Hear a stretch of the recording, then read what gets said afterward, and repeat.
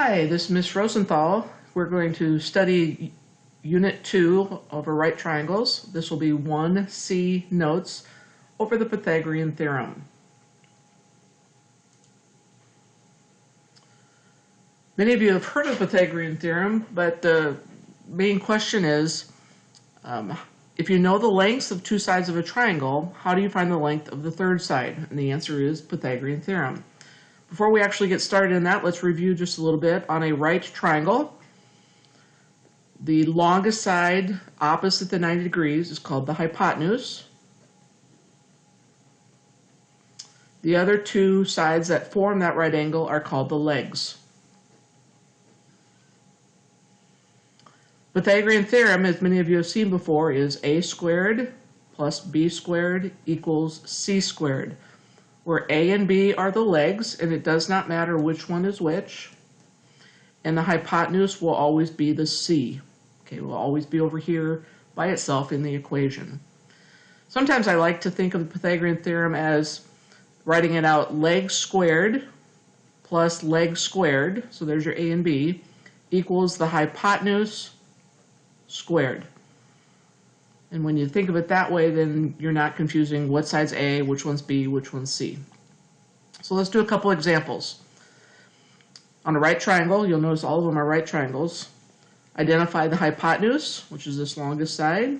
So I'm going to take the other two legs, leg squared plus leg squared equals hypotenuse squared. And there we have an equation to solve just like we have in the past. So 9 plus 16 equals x squared.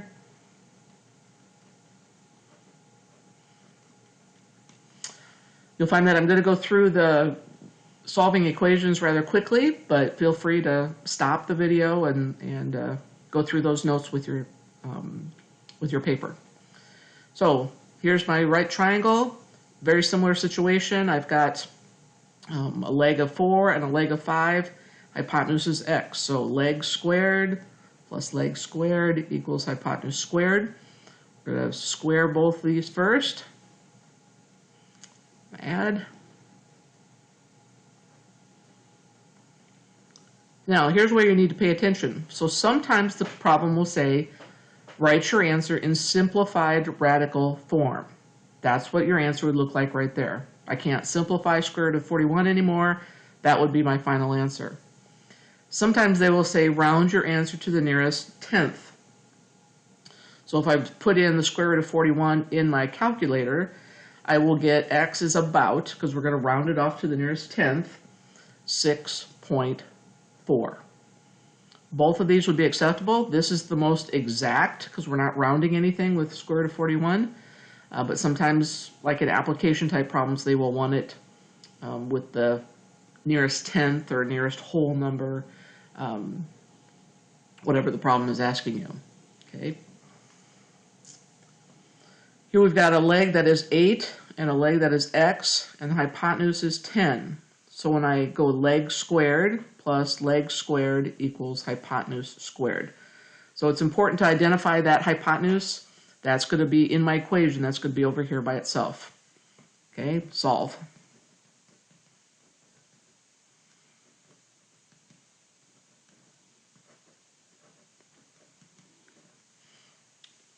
Okay, so x would equal 6. That means the length of this leg here is 6.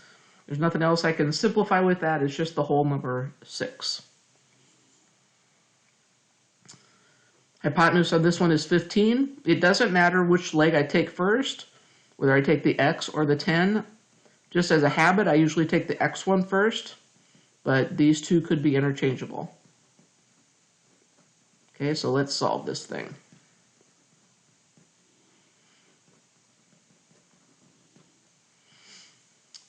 Square root both sides, so x is going to equal the square root of 125. Okay, and let's do a little sidebar over here. Square root of 125 can be broken up into a perfect square root and a not.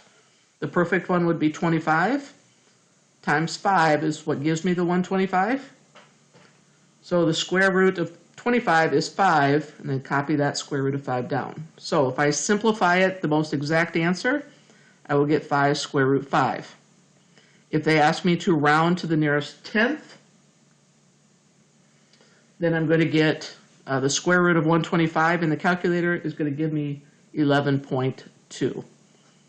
Okay, so depending on the problem, one of those answers would be correct.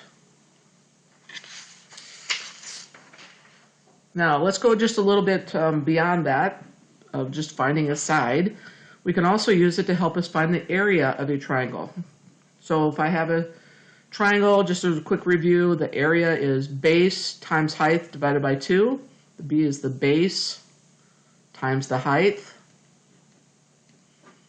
divided by 2. So if I look at this one, the base and the height are always the two sides that are perpendicular or form a right angle with each other. So on a right triangle, both legs, one of them is the base and one of them is the height. Okay, so when I want to find the area of this triangle, I need to be able to find this side so I can plug in that number. So here we go. So x squared plus 36 squared equals 42 squared. See how I put the 42 over by itself as a, excuse me, as a hypotenuse?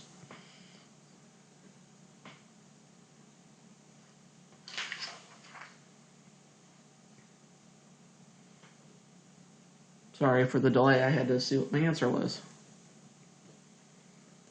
Okay, I'm going to subtract 1,296 from 1,764. When I do that, I get 468. I'm going to square root both sides. And I'm just going to say we're going to round this one to the nearest tenth. So put in this calculator the square root of 468. And you get 21.6. Now in algebra, you would be done, because we found x and we'd be done, but we're in geometry, we still got another step to go. This is going to be my x down here of 21.6. The area takes the base times the height and divided by 2. So the base was the 21.6. The height is 36. Divided by 2 will give me 388.8.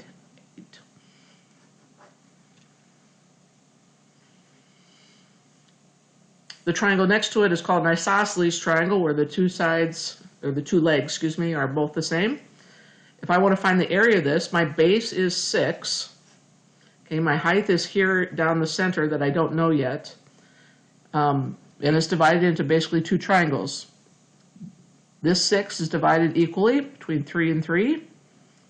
So now you can look at just one triangle to help you find your h. So the hypotenuse here, this is the height, this is hypotenuse. So h squared plus 3 squared are my legs, 5 squared is my hypotenuse.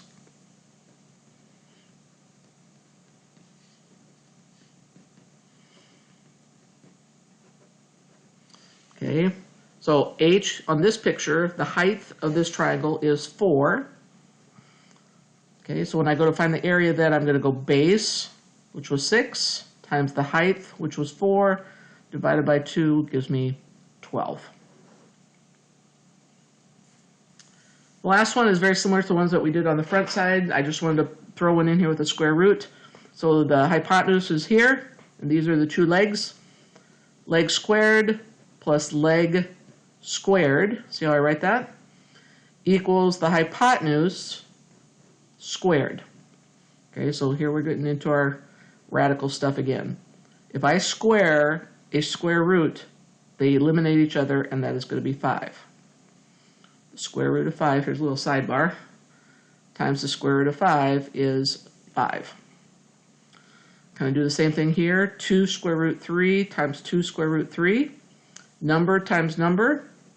Square root times square root will give me my value on the left side, the right side there.